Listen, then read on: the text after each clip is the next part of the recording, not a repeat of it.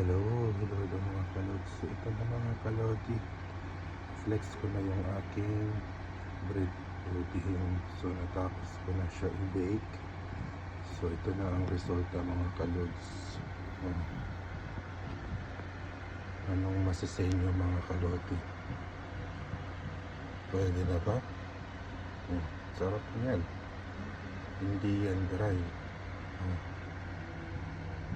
Moist yan mga kalodi. Lahat yun.